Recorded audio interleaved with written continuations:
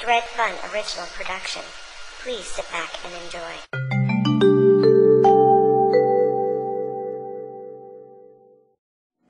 Hey guys, Dredfunn here with another one of my video uploads. It's time for number 2 in Dredfunn's top 10 superhero list. Batman! I'm Batman. Anyways, yes, it's time for Batman. The reason why I chose Batman is, well, I had a pretty obsessive love with Batman as a child. My first real big experience with Batman was with the Adam West television show.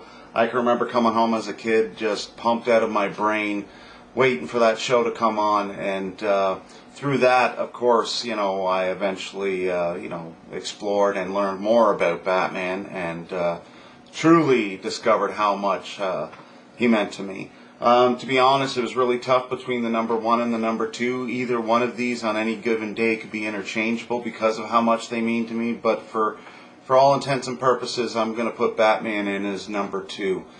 A little bit about Batman, created by the artist Bob Kane, as well as the writer Bill Finger. Bill Finger hasn't really gotten a lot of credit for his creative part in making Batman, but in recent years they've definitely making amends for that.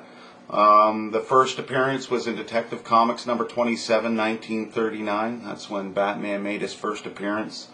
For me, the biggest influences with Batman were two particular artists for two different reasons. One was Jim Aparo. Really liked the way he set up his frames, and I liked the way he was consistent in every one of his images that he would do.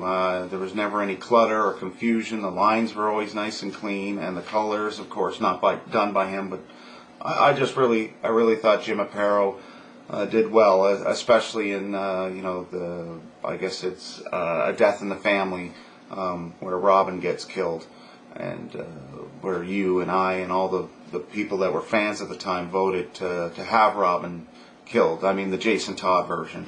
The other artist is Norm Breyfogle. A lot of people don't know who he is, but for me, he was the be-all, end-all of Batman. His ability to depict an athletic and dynamic Batman in a wide variety of different poses and scenes really influenced me. He had a very clean style, like a Jim Aparo, but it was very dynamic and fluid. Batman literally, to me, just seemed to, the muscularity was all great, but he had a lot of action to it. Like each panel showed Batman, it almost looked like he was in motion. Of course, Batman has no superpowers whatsoever. Basically, he's got bank, lots and lots of money, and a devious mind that can think like the criminals. Some of the greatest books that I've enjoyed that include Batman: Arkham Asylum, which was done by Grant Morrison and Dave McKean. That was a painted version, hardcover. I don't own it anymore because of my son's creative influence. He scribbled all over it and ruined it when he was a younger boy. The Killing Joke by Alan Moore and Brian Bolland. You heard me mention Bolland about very dominant in the Judge Dredd area. Dark Knight Returns, come on, that's Frank Miller's Batman. That really established him as the Dark Knight and really helped mold the Christian Bale type of Batman we got. And of course I mentioned Death in a Family. Who can't remember that, when the comic book community got a chance to kill off one of DC's major characters.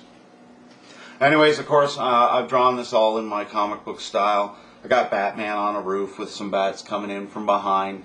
Again, I'm not trying to overcomplicate the image, just give you something that clearly shows Batman and shows the world how Dredfunn would do it. We're getting down to the end, so don't forget to like, subscribe, and leave a comment in the section down below. What's your top 10 superheroes? Dredfunn out. This has been a Dredfunn.com production. Thanks for watching.